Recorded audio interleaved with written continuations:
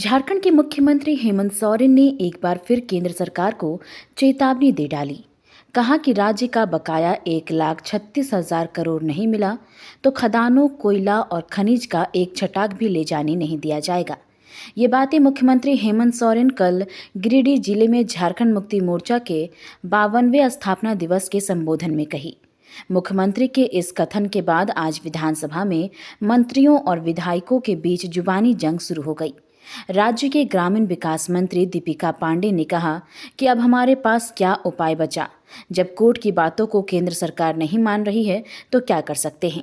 उन्होंने कहा कि अब तो भ्रम भी फैलाने का काम किया जा रहा है कि राज्य का कोई बकाया ही नहीं है। भाजपा विधायक ने कहा कि यह मामला केंद्र का है ही नहीं। अगर आपका बकाया है तो आप सीसीएल से बात करें। राज्य सरकार बड़ी बड़ी घोषणाएं कर दी है, इसमें उनको यही दिखाना है कि घोषणाएं पूरी नहीं हो रही है, तो इसके लिए केंद्र सरकार जिम्मेवार है। सरकार जो पैसा नहीं देती है तो हुक्का पानी में बंद किया जाएगा। भाई तो आखिर क्या रास्ता बचा है हम लोगों के पास?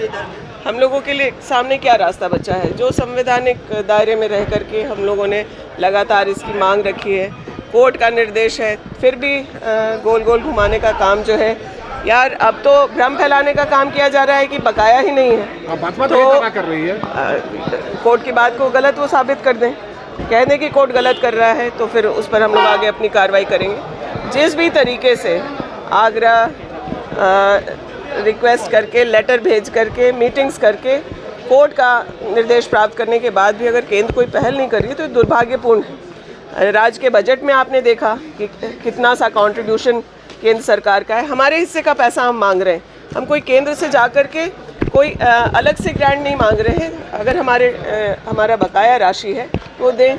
आप सोच लीजिए, हद इस बात तक है कि मनरेगा का मटेरियल पेमेंट नहीं आता था तो हम लोग समझते थे कि कुछ समय तक इंतज़ार करना है, लेकिन वेजेस का पैसा, वेजेस का, मजदूरों का पैसा आज करीब 400 करोड़ के आसपास बकाया है।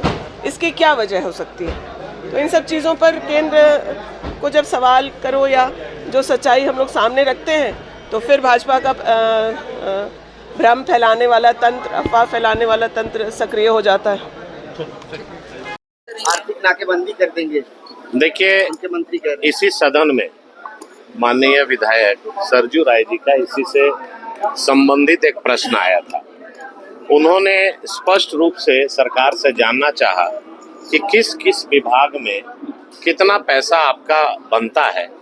अगर आप देखेंगे जो पीएसयू है, चाहे वो सीसीएल हो, चाहे वो बीसीसीएल हो, जो भी मामला राज्य सरकार का बनता है, पहला चीज कि केंद्र सरकार से उसका लेना देना नहीं है। दूसरा चीज कि पीएसयू से आपका जो मान लीजिए कोल इंडिया सीसीएल से कोई पैसा बकाया है तो आप सीसीएल के पास ना अपना पक्ष को रखेंगे कि भाई लैंड एक्विजिशन में ये प्रॉब्लम है, फाइन में ये प्रॉब्लम है।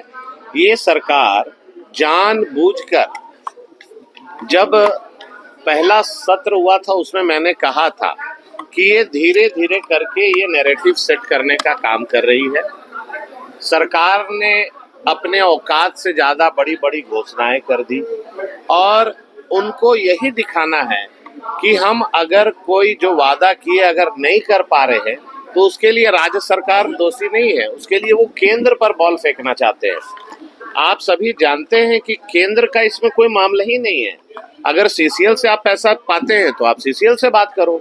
आपका अगर फैक्ट है तो ट्रिब्यूनल में जाओ, हाई कोर्ट जाइए, सुप्रीम कोर्ट जाइए। लेकिन ये सरकार राजनीति कर रही है। राजनीति इसलिए कर रही है कि इनको करना धरना कुछ नहीं है। राजनीति करके केवल ये बॉल केंद्र सरकार के पाले में फेंकना चाहती है और धीरे धीरे करके झारखंड की जनता समझ रही है कि ये सरकार के कथनी और करनी में अंतर है। जो बताया